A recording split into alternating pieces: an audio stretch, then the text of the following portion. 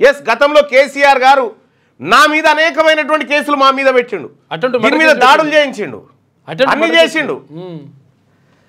అప్పుడు ఈ యూట్యూబర్స్ ఎవరు కూడా అయ్యో అట్టెట్లా చేస్తున్నావు అని ఆయన అడగలే, ఎందుకంటే ఆలపక్షాలు ఉన్నారు కదా.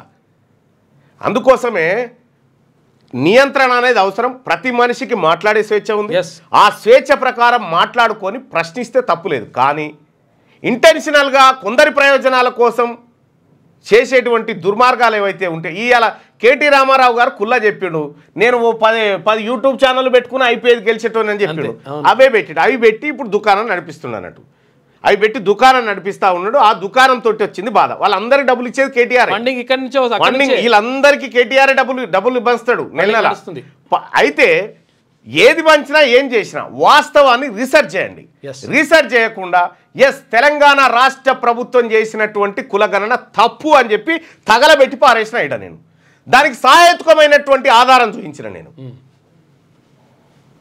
సోషియో ఎకనామిక్ అవుట్లుక్ 2024లో మన తెలంగాణ రాష్ట్ర ప్రభుత్వం ప్రకటించిన దాంట్లో 4,21,00,000 మంది వస్తూ ఉన్నారు, మీరు 3,70,00,000 మంది ఉన్నారని చెప్పి ఆధారాలతో సహా చూపించి తగలబెట్టి పారేసిన.